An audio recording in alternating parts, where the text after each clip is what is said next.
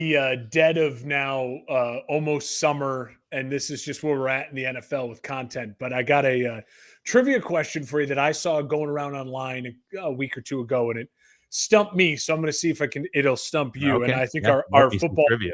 our football listeners will like this, Dan. Since the year 2000, so our football lifetime of like we watched the NFL 2000 on, 3 colleges have had 2 QBs start a Super Bowl game. 3 colleges have had 2 QBs start a Super Bowl game. Can you name the 3 colleges? And since what year? I'm sorry. 2000 on. Since 2000, 3 colleges have had multiple quarterbacks 2 QBs start in Super Bowls. All right. Well, I'm gonna go with Cal. Cal is correct. You know the QBs. That would be Jared Goff and Aaron Rodgers. Ding, ding, ding. That was, to me, that was the easy one. Like, all right. And your thought was like, is it Michigan? It's like, no, it's just Tom Brady. Right. Yeah. Has Georgia had a quarterback? I'll give you if you want some sort of direction, neither of these are like giant schools. One of them is a solid school. Like, that's a solid school. The other one, you're like, oh shit, that's weird. Interesting. Okay. One you wouldn't think, but is a solid school. Solid school. Power 5 conference as of before all the crazy, movement. I think I technically would still consider. And these were starting. You said starting quarterbacks. They started in the Super Bowl. Yeah. Well, I'll tell you, it's not Wyoming. It's not Wyoming. It's not Texas Tech. It's not Texas Tech. And we know it's not Michigan. It's not going to be Georgia. It's not Georgia.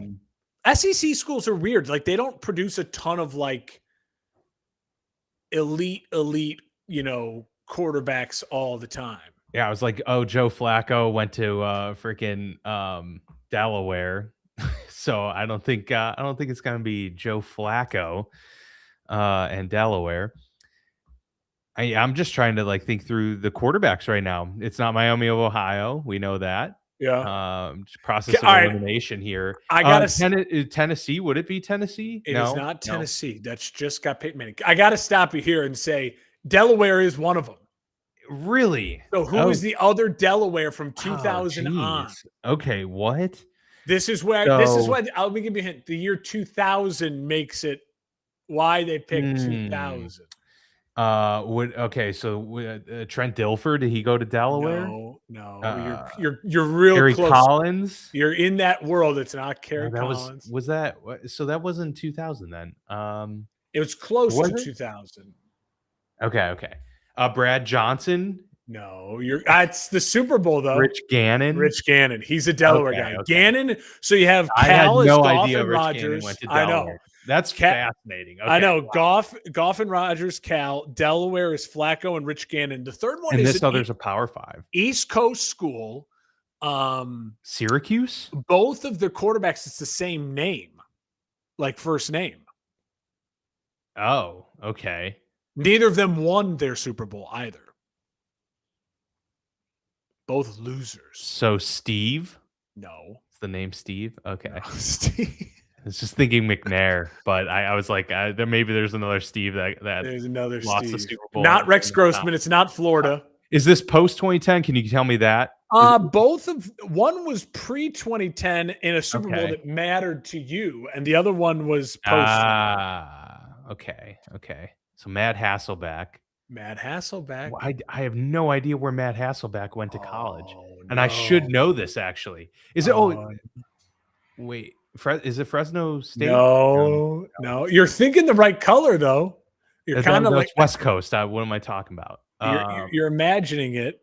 It's a fun one, isn't it? It's weird. It is. This is a very interesting. Someone's yelling at the screen right now. Can you tell me the conference? I don't need. It was the conference of the school. ACC. Yeah, ACC. East Coast. School. North Carolina. Nope. No. Okay.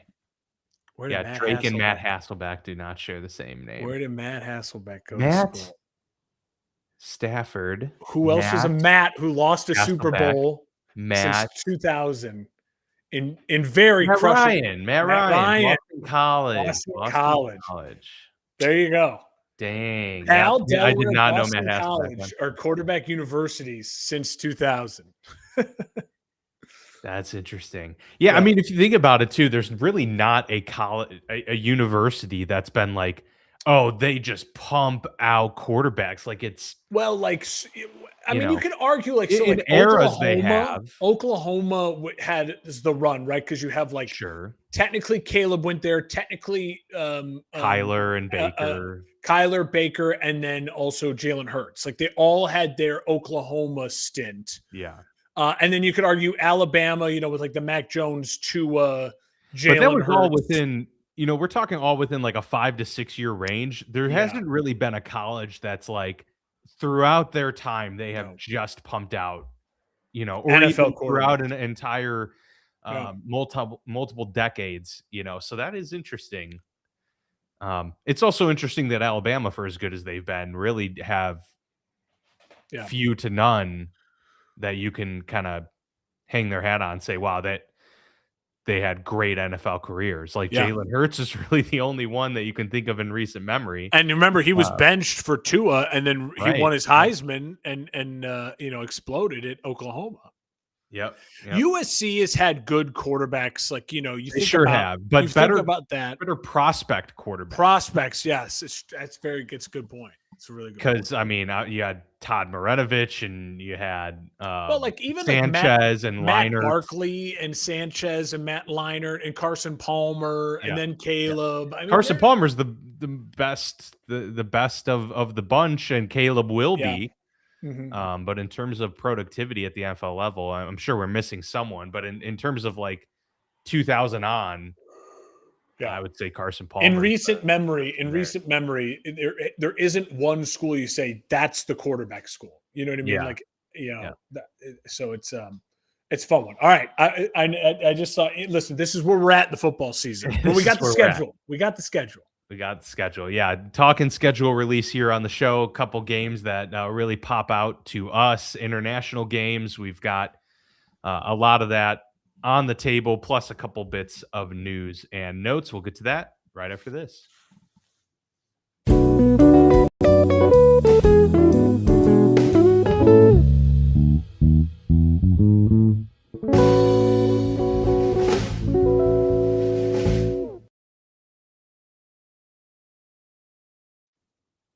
All right, before we get into the schedule, Rashee Rice is going to jail for violating his probation. Yeah, that was crazy. That broke like 2-3 hours ago. That news. Yes. Yeah. The saga continues with issues. This was for violating his probation because he failed a drug test that obviously you have to take as part of your probationary check-ins, and so he failed this one. And this is all stemming, of course, from the high-speed crash that has now been following him for a couple years at this point. And, you know, more issues for the Kansas City Chiefs who, you know, if this was a situation on the Dallas Cowboys or the Eagles or the Rams, they'd be able to cut bait with a guy like Rashee Rice. I think the only reason that the Chiefs haven't is because he's by far their most productive wide receiver. And, you know, that's just how it goes in the NFL.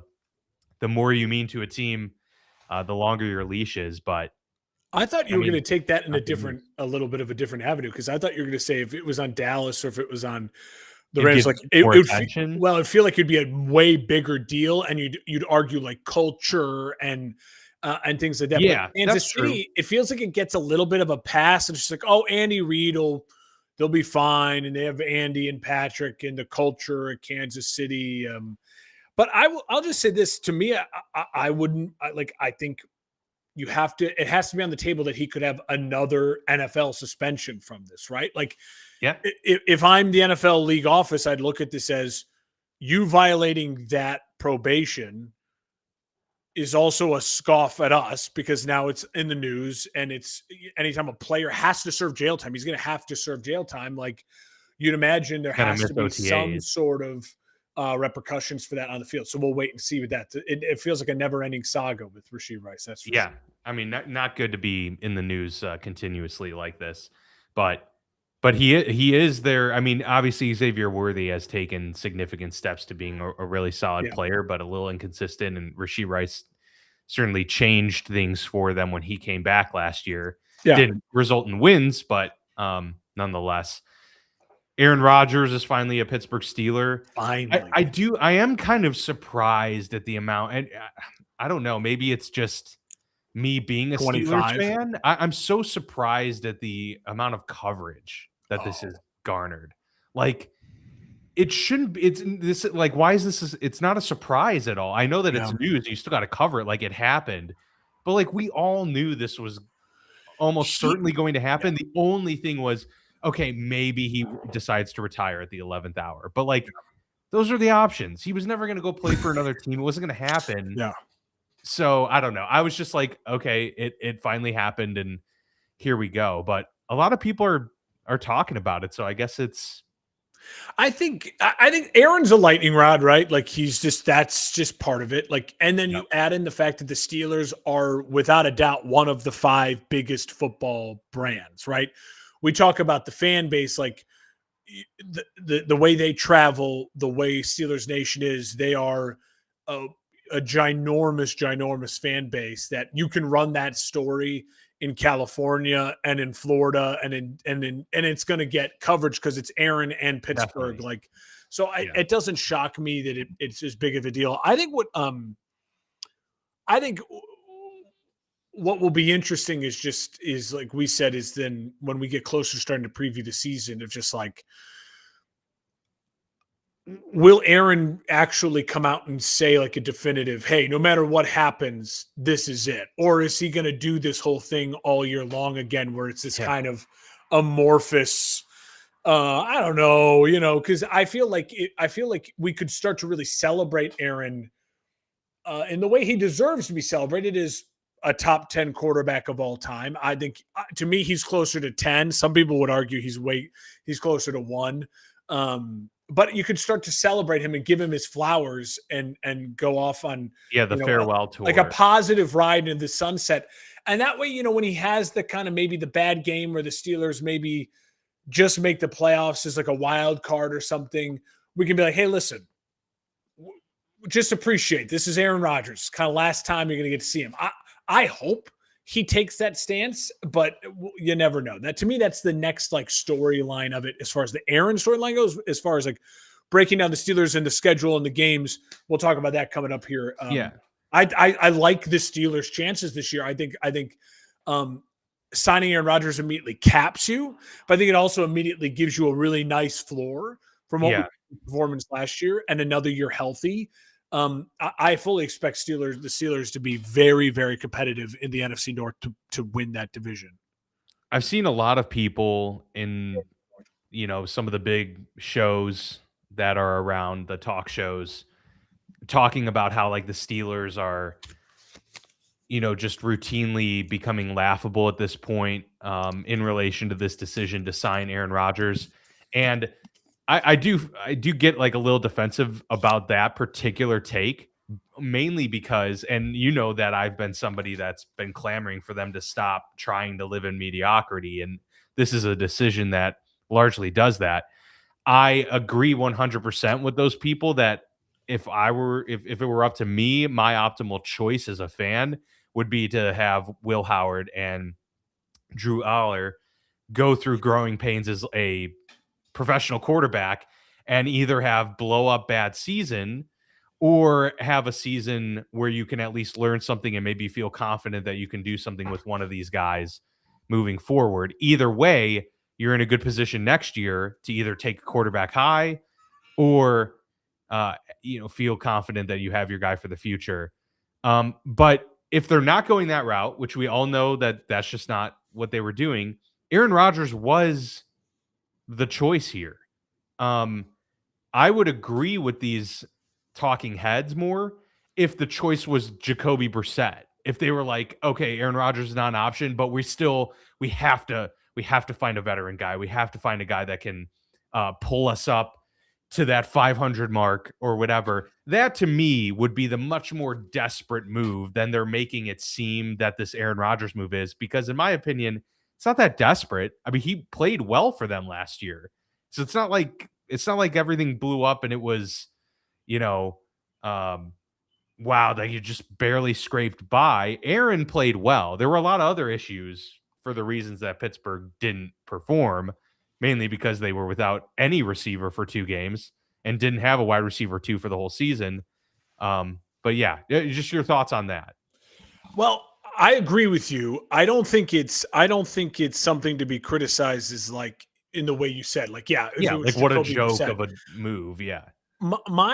My criticism is that it is the overall same criticism you've had for forever, which is that if you're going to be afraid to ever have a bad season where you win 3 or 4 games and you reset, then I'm going to keep criticizing you unless you show me what the true long-term plan at quarterback is. Because the last time you drafted a quarterback, you were drafting at like 15 and you ended up with Kenny Pickett and it didn't work out. I at least give you credit for drafting, right? Like you went and you're like, hey, we're going to draft a guy.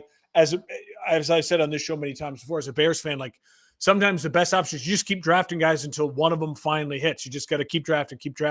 Yeah. You know, the Bears did 3 quarterbacks in 7 years of drafting quarterbacks.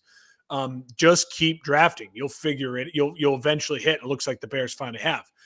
And so the criticism I would give is the constant for Pittsburgh is just more like, what is the final end game here? Especially because if there was going to be a year, it feels like to maybe be picking in the top 6 or 7 to have one of the 2 or 3, seems to maybe 2 or 3 quarterbacks coming out next year with some high ceilings. And again, we said that at this time last year. You never know how it's going to change. It just feels like Pittsburgh is probably going to be picking as a team that makes the wild card or something like that in, again, the late teens, early 20s. So they're going to be, as long as they're comfortable saying to their fans, if they're going into the draft next year to get a quarterback, we're going to either be really aggressive and have to give up multiple picks to move up, or maybe, just maybe, they're going to keep playing this market of being like, we're going to be the destination for whichever quarterback needs a change of scenery. There will be a quarterback that needs a change of scenery next year. We saw it with Kyler Murray. Like, there's going to be that quarterback. So, but I don't love that plan. I love the plan of going to get the guy. So that's the only criticism I'd levy towards Pittsburgh. But again, we just don't know how all that's going to shake out. And maybe just maybe it ends up being a struggle year anyways, and you end up picking at the top 10 just because you pick Aaron Rodgers. What if he's old? What if he does? Right, pull that's a true. I mean, it could blow up. He could Yeah. get hurt, and then you're in the situation that I was talking about to begin Yeah. with. You know, so that's definitely in play. All right, the NFL schedule was released. Obviously, this always draws a lot of buzz this time of year. Did anything stick out to you in terms of how this shook out? The international games, holiday games, week 1, like anything really pop out? Well, we've said it on this show before, and I stand by it. I am not a fan of the amount of international games. I'm just not. I think 1 or 2 a year is really fun and special. And I think 1 or 2 a year when it's like, hey, we're going to Dublin. Like, that's crazy. Like, that's fun. Hey, we're going to Paris. Like, that's crazy. That's fun. Hey, we're going to Munich. One of those a year plus a London game was fine for me, right? Like, that was a good. I like my Sunday to have as many games as possible in that slate of noon and 3 here in the Central Time, to where I have a bunch of different options.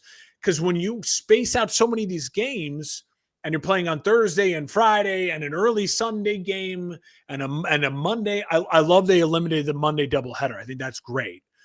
But there's sometimes those windows in the afternoon, you get the 3 o'clock start, and it's like you have 2 games and one of them is crap and the other one is maybe fine, or just teams that aren't that competitive, and you're just like, and then you got no options. It's just not a great slate. And then it just feels like you're waiting for Sunday night. Well, and people are talking about that 1 o'clock window or noon window for you in the Central Time.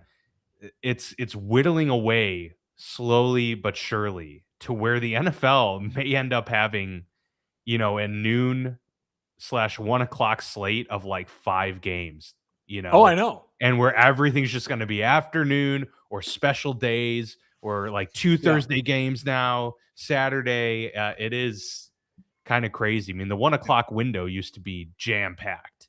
It was. And they've said, I think 3 years in a row now, the number of 1 o'clock games has decreased. So it's a trend. And now I'm going to give Barstool Big Cat credit for this because I consume his content. So I don't know if he's the only one saying this, but I know he's saying it and he's got a giant platform. And I'm going to echo it again because I just agree 100% with it. When I was in my teens and in my early 20s, I couldn't care less. But now, as a person who's married with stepkids and a real big boy job and all this other stuff, you eventually push the limit. How far can you push me here?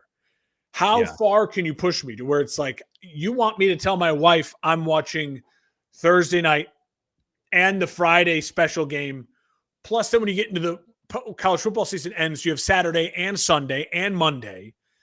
Like you're pushing it. You're just pushing it. And I get it. They look at it, go, well, as long as we put big enough markets on those Saturday games, we don't need all of your eyeballs. We'll get enough eyeballs to where it's still going to be the most watched thing and it's going to make us a ton of money and everyone's going to be happy. But eventually it's harder for me to sit there and go, hey man, football is the only sport in my world that I will just watch any game because I don't need to know the team. I'm not going to, if Sunday Night Baseball is on and it's Tampa Bay and Boston, there's probably a less than 5% chance I'm actually watching that game. That goes up to about a 35-40% chance I'm watching the game. If it's my team, if it's the Cubs, then it goes up, right? Like, okay, I'll try to watch it. If the wife doesn't want to watch a movie and there's nothing that's going on, I'll throw the Cubs on.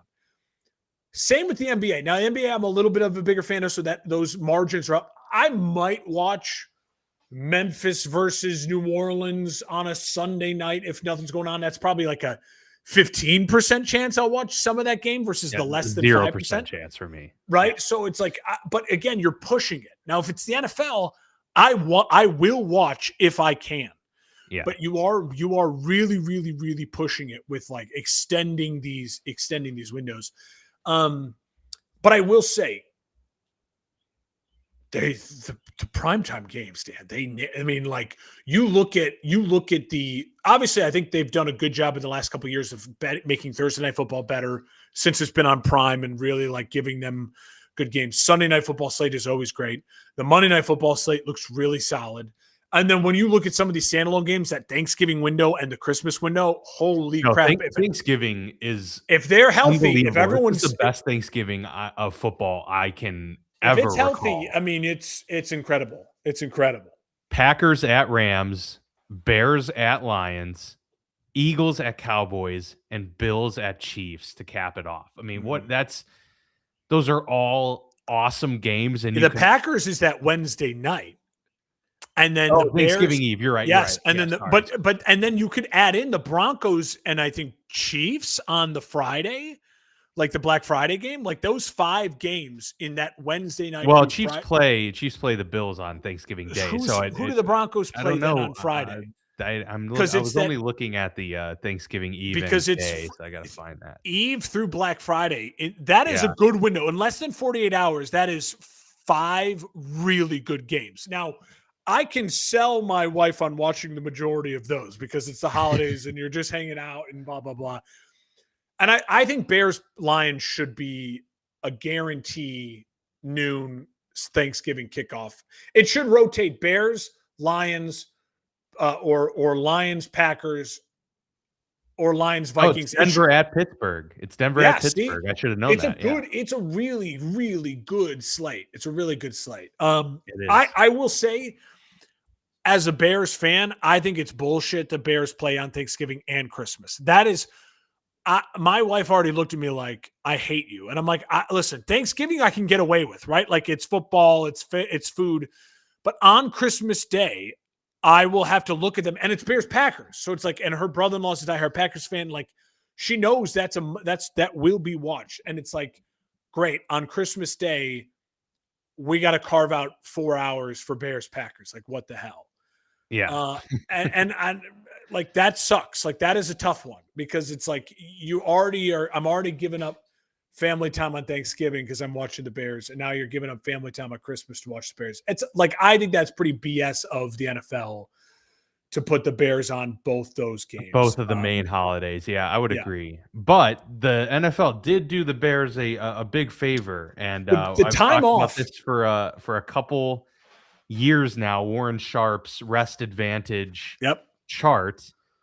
The Chicago Bears lead the NFL in rest advantage this year with 15 extra days of it. Well, they have the hardest over their opponents. Hardest strength of schedule. And so in doing so, the Bears, again, the strength of schedule, the Bears had the second hardest strength of schedule last year, and they won 11, 12 games and made it to the second round of the playoffs. So people who are like, the Bears are going to fall back, that was with rookie Ben Johnson and second-year Caleb. Now I get third-year Caleb, second-year Ben Johnson. Okay, they have the hardest strength of schedule, but also the NFL said, listen, we don't want the Bears to be a nothing product. They clearly want, the Bears have the second most primetime games, tied for the second most with 6, and they can still be flexed into a 7th. The Rams have the most with 7. I think the NFL was giving the Bears, there's nothing they could do about the schedule, right? Like, it's in advance who you're going to play. It just so happens those teams are really good, right? And you're a first place schedule. So if they're going to have the hardest strength of schedule, they did them a huge solid. The Bears never play basically on short rest against anyone and in some of those games, they have multiple rest advantages against teams coming off a short rest. I think on that Warren Sharp chart, if I'm not mistaken, it's the second best rest advantage ever since he's been doing this chart. And so it is a huge, huge thing. And I love that as a Bears fan. Ben Johnson with extra rest. I think it's going to help the Bears. One or two of those games that are really tough games that they may have lost are going to turn into wins because of that. And that's the difference between going 9 wins and 11 wins and winning that division. I really think that. And I mean, if you all have something to be happy about in regards to that, then wait till you hear the Los Angeles Chargers rest disadvantage. The Bears lead the league with plus 15. The Chargers are minus 24. Minus 24 days of rest disadvantage. That is 9 days more than the second most disadvantaged team, which is the Philadelphia Eagles at minus 15. So the Chargers got royally screwed here in a year that they obviously means a lot to this organization, to Jim Harbaugh, to Justin Herbert, after the year of turmoil they just had. So look, if the Chargers are good this year, let's just say they will have certainly earned it. I will say, though, I saved this tweet somewhere, so I'm trying to get back to it. There was something the Chargers. Oh, no. Yeah. Oh, sorry. I was thinking about San Francisco, because I thought the Chargers not only had the worst rest advantage, but they have to travel the 7th most miles too. Yeah. So they're top 10 for miles traveled and their worst rest advantage. Listen, the San Francisco and LA teams, like the West Coast teams, are always going to have to travel a little bit more. But the fact that you add on that they have to go all the way to Australia, the miles traveled chart is insane for those two. So if you kind of eliminate that one trip, I think that helps. But the Bears also, Dan, with the rest advantage, they have the 3rd least miles traveled. Now, that's an NFC North thing. The NFC North is always very low travel because the Bears, Packers, Vikings, Lions is the tightest packed division, I believe, in the NFL as far as distance. And so they always have that advantage. But, Minnesota, Green Bay, Chicago are all in the bottom 7 for miles traveled. Carolina's only traveling 8,000 miles. That's wild in this year. So that's a crazy one too. Can I bring up a team that I feel like the NFL, purposely did them dirty? Yeah. Fire away. Listen to this start for the Denver Broncos. The first 6 games. Now, again, they were the number 1 seed last year, so it's like you're going to play a number 1 schedule. But Dan, they start the season at the Chiefs, and then they host the Jaguars, so they don't even get like the Florida team when it's like cold in Denver. That's a playoff team last year, Jacksonville. So you get Patrick Mahomes' revenge game on Monday Night Football, like coming back healthy to start the season. Then you're hosting the Jags, a playoff team from last year. Don't worry. The next week you go Sunday Night Football against the Rams, who are the Super Bowl favorites. Then, all right, okay, there's got to be a break coming up. Nope, you are at the Broncos. You are at the Niners on America's game of the week for like Jim Nantz and Tony Romo, CBS. Then you're at the Chargers in that same CBS afternoon slot. Then you host the Seahawks on Thursday Night Football on short rest. Those are your first 6 games. Yeah. That is a insane start to a season. It's a crazy start. Now, I will say they have a 6-game gap that is really nice for them, which begins at the beginning of November, really. After they play the Chiefs, they get Panthers, Raiders, Steelers, Dolphins, Jets, Raiders. Yeah, so like they should go 5-1 realistically, like in that. They have to find window. A way to, it's a great point. It's exactly what I was going to say. If the Broncos can find a way to just go 500 through that 3-3 through the first 6 games. I'm a Broncos hater, but like if you can find a way to go 3-3, I will give them their flowers and be like, okay, the Broncos are probably still going to end up with 10 or 11 wins and be a playoff team. But I think that first 6 games, if they're not at least 3-3, they're not winning that division. I don't think you can win that division if they don't start at least 3-3, because that is a really, really brutal slog. And I know it gets easier, but then they still have some tough division games at the end of the season.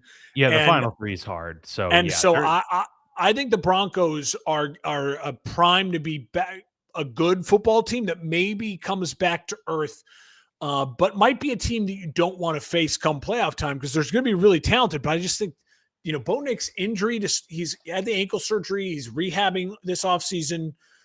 Start the season with that 6 games. That's tough. Yeah, that's rough. Week 1 is exciting. I think there's some really good matchups in here.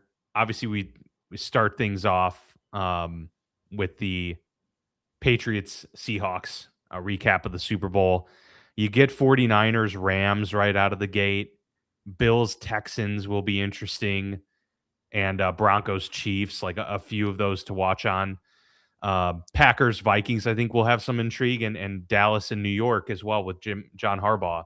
Be interesting to see. Yeah, that. So a couple big division games right out of the chute, which I found interesting, because a lot of times we know that they backload these division games. So it's kind of cool to see some heavy hitters right out of the gate. I think it's a great, I think obviously when you look at the schedule, you're just like, this is awesome. This is great.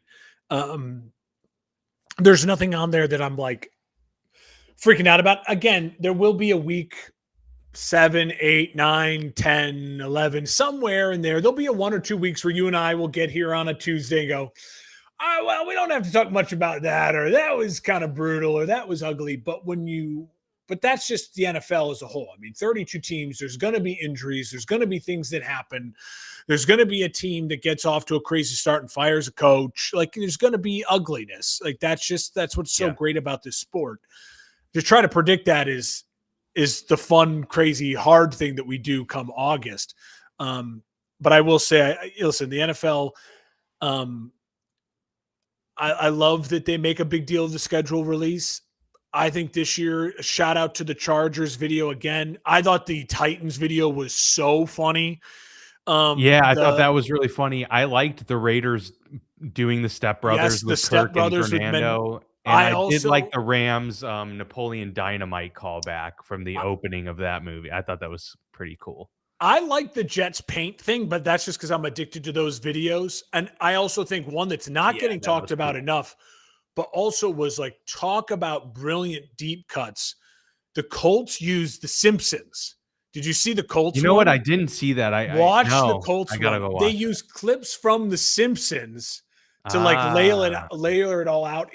I don't know how they got like it approved or whatever, but it is so funny, so clever, and it's just a great reminder of like The Simpsons. They have something for everything. Like The Simpsons have yeah, covered it all, and so very very funny, very very good. Bears one I thought was fun. I thought Roma Dunze painting is Bob Ross fun. Um, there was a couple other good ones out there, but those are the ones that definitely I for wanted to sure. mention. I thought they did a good job. I'll leave you with this before we close out today. Yeah. The NFL owners today approved increasing the maximum number of international games I freaking hate from this. 8 to 10 beginning next year. There's the So obviously worst. that's the maximum. It doesn't mean that they're going to fulfill that max every year, but you know that they're going to try. And that number doesn't even include the Jaguars London game because the Jags run that game themselves. They help facilitate It's it. not It wasn't NFL. considered a league run It's so good. game, supposedly. So yeah, we're talking 11, potentially 11 international games. I will say, we forgot to mention the news and notes. They did announce Nashville's getting the Super Bowl in 2030. Yes. And then Minnesota is getting the draft in 2028. Can I just say, is it finally time for we're going to get a country music star to go back to being the Super Bowl halftime show? I think the NFL. Who was the last one? It was I think technically they make the argument that it was. I know Garth Brooks did. I think there was some sort of country mashup in like the late 90s. But it's really been almost it's like been 30 over 20 years. It's like over. I think it's been 90s or 2000 or early 2000s. But I will just say, like the NFL, they can't screw this one up. Like the NFL, I know the halftime show, they like it for everyone else.